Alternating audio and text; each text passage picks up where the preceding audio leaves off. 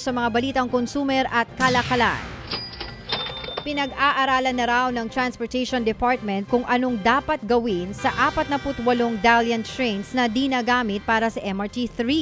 Yan po ay matapos sabihin ni Senator Raffy Tulfo na balak niyang paimbestigahan ang mga tren na gawa sa China oras na magbukas ulit ang Senado.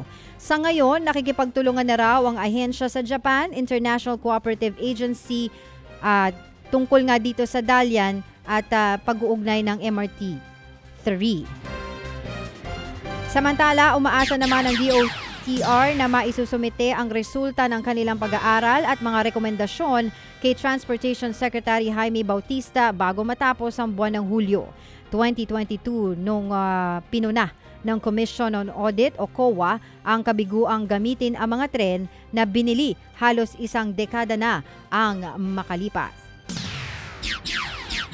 Mawawala naman ng kuryente ang ilang lugar sa Metro Manila at kalapit probinsya sa darating na linggo. Base po sa abiso ng Meralco, apektado ng power interruption ng Ermita, Maynila. Kalahating oras po yan mula alas 8:30 ng umaga at mauulit po ito ng kalahating oras simula alas 3 ng hapon.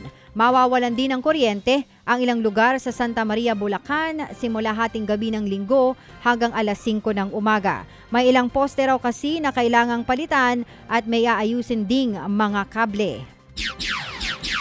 Alas 2 ng umaga naman ito magsisimula sa Chaong, Quezon Province. Teka, ano yung itatagal? Ano yung alas 2 umaga magsisimula? Pumayag ang Bureau of Internal Revenue na gamitin ng mga negosyo ang kanilang mga natitirang official receipts. Kasunod po yan ang pagpapatupad ng Ease of Paying Taxes Act kung saan dapat mag-issue ng valid invoice ang mga taxpayer na gumagamit ng serbisyo.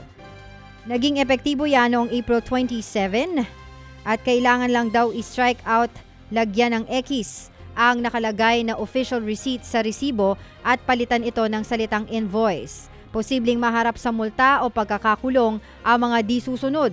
Pinayagan na rin ng BIR ang mga negosyo na magsumite ng report ng kanilang inventaryo ng mga resibong hindi nagamit.